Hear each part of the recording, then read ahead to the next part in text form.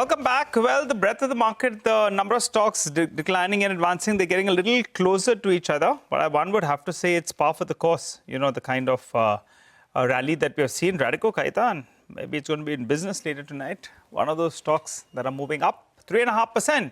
That said, let's welcome Jigar Mistry, co-founder, Buoyant Capital, who joins us on the show. Hi, Jigar. Wishing you a very, very happy Diwali. As we were talking in the break, what a great move, Jigar, you made over the last few years.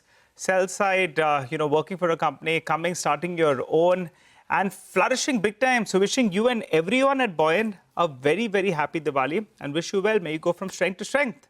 That said, Jigar, been through a challenging phase. Yeah. Thank you, Nigel, and happy Diwali to all of you, the CNBC family. Just learning from how well CNBC has gone from strength to strength. Plus, the markets and God both have been kind. So, it's time to count our blessings on such auspicious days as well. Well, that's right, Jigar. Everyone's growing. It's good to see the equity cult here in India being formed as well. I recall before you launched it, we had a brief discussion when you said, this is my plan, and happy to see the way you're executing. Let's look ahead, though, Jigar. What about the markets? How are you feeling about it? We've had a good 1,000-point rally. Suddenly, the sentiment seems to be turning, and hopefully, there's a trade deal somewhere in the offing. How are you feeling about the markets? And give us that one theme, that one Fataka theme for the next 1 year, which you all are reasonably bullish on.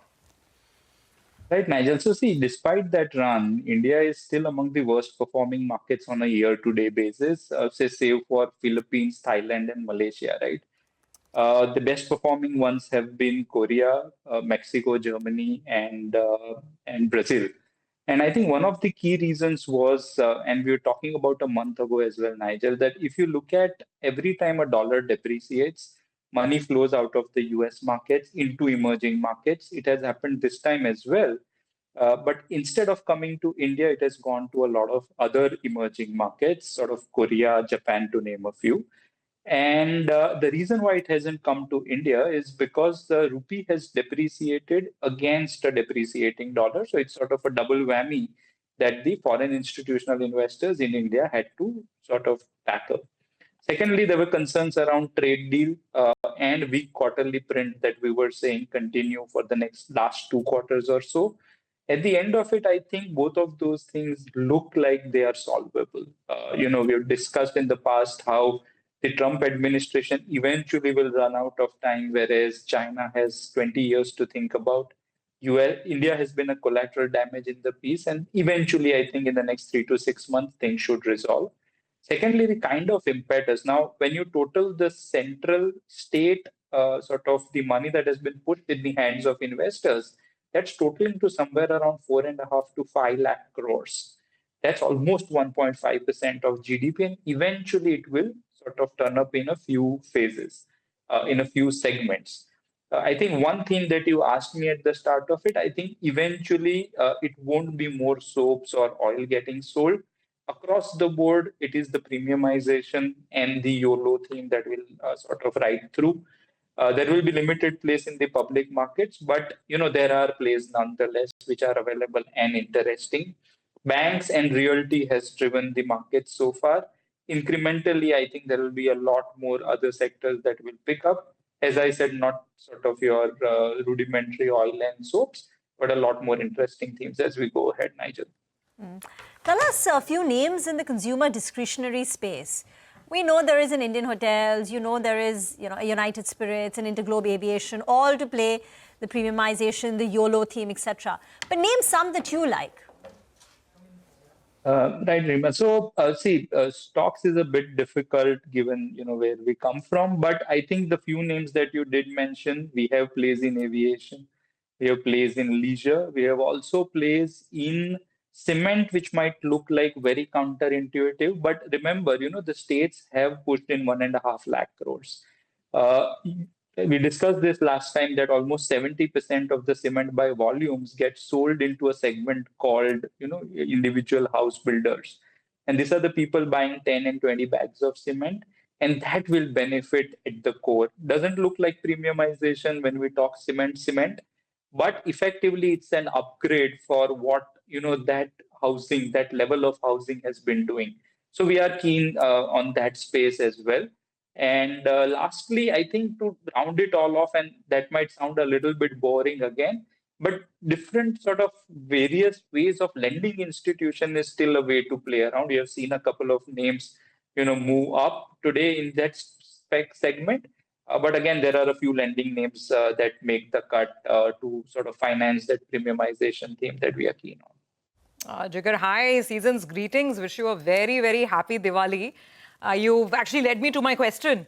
I did want to discuss financials in more detail because it's very clear, right, that finally after a long hiatus and a lull, banks are catching up. Even big banks have started moving. The numbers have been looking decent. And there's a near consensus, at least now in the market, that second half, margins should eventually improve as well.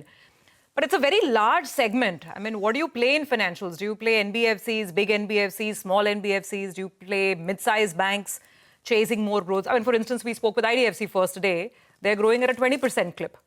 Or do you stay with something stable and steady like an SBI, ICICI Bank, or even HDFC, right? Pretty stable numbers. So what should the playbook be for financials? Right, Surabhi, season's greetings to you as well. I think for the first part, we shouldn't really be too concerned about a NIM compression. Our view is that a huge host of cuts are not really coming. And whatever couple of more that they are in the offing, you are talking about sort of a place where the NIMs contract first and then they recover, right? The banking institutions reduce their lending cost later than their deposit cost, and therefore it's a cycle that eventually plays out. Within that spectrum, the sort of mid-sized bank tend to do a little better. The larger NBFCs tend to do a little better. The staple banks, the larger private sector banks continue to remain our focus areas as well. We don't really think there is time for MFI's turnaround to happen yet. We have not fully priced in the risk, but eventually there will be a time even to play those. Now, given that that sector has held up really well over the past 1 year or so, the composition within that, even within our fund, has changed quite significantly. But I think that segment remains very interesting. If you are sort of in line with our views that a huge host, like we're never going back, never is too strong a word, but we are not very soon going back to sort of those zero interest rate environments. Given how fast we'll de-dollarize in the next decade or 2 decades, we should be prepared for reasonably elevated sort of interest cost across the globe. All right, Jigar, I think Marathon, the real estate company, Marathon Next Gen, is a company you'll have in the portfolio. So what are you all bullish on? The company specific, or are you all bullish on the Mumbai market? Give us some rationale out there, because I think that's one of the stocks in your portfolio. Right, Nigel. So I think, among the other things, as I said, it's a reasonably decent theme, and Mumbai markets operate sort of on its own.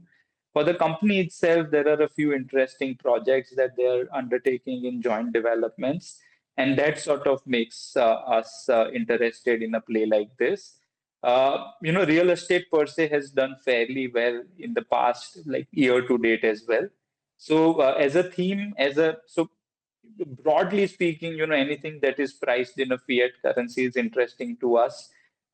Commodities, we play through a few names. Real estate, we play through a few names.